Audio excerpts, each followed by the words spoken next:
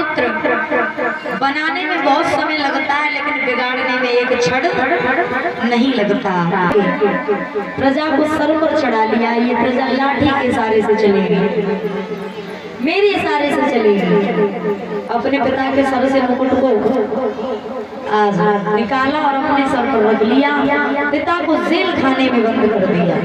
अपने साथियों से कहा कि साथियों, यदि हम राजा बनना है तो कैसा रहेगा?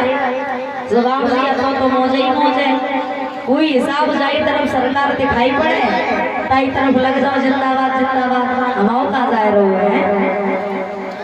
तो जितने भी जो थे कंस के सहयोगी सभी कहने लगे हम तो बहुत खुश हैं।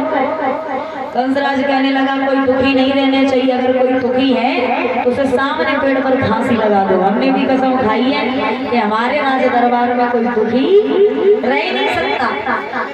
तो आज इधर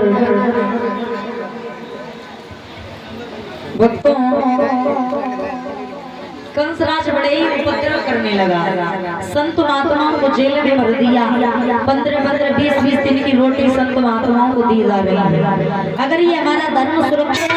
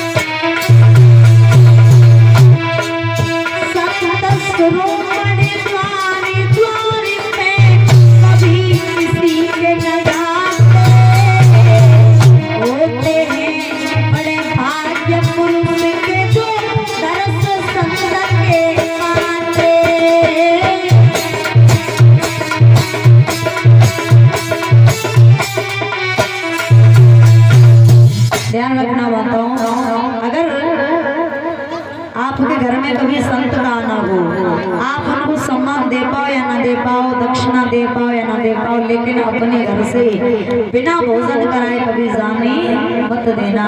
क्योंकि जिनके घर पे यदि संत भोजन कर जाएं तो वो घर घर ही नहीं, वो आंगन पवित्र हो जाता है, जीवन ही बदल जाता है। कभी कभी भगवान संत के रूप में परीक्षा लेने ज्यादा आते हैं। हाँ, ध्यान देना, संत कहीं भी मिल जाए, संत बिना बुलाए कहीं नहीं जाते हैं, लेकिन जहाँ भगवान की चर्चा होती है वहाँ बिना बुलाए जाते हैं, केवल एक जगह पर भगवान की जहाँ चर्चा चलती है वो बिना बुलाए संत महात्मा कभी देख लेना किसी के घर पर आपको नहीं मिलेंगे।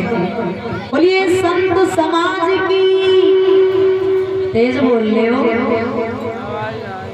बोलिए राधा रानी सरकार की। तो कंसराज बड़ा उपद्रव करने लगा। महाराज धर्म सुरक्षित है हमारा तो संत महात्माओं के कारण।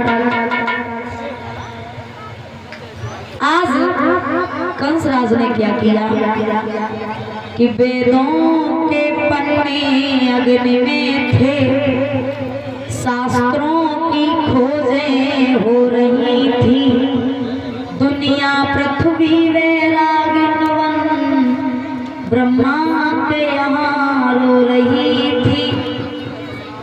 भक्तों पृथ्वी से वार से नहीं हुआ, गाय का रूप धारण किया, ब्रह्मा के पास रोई।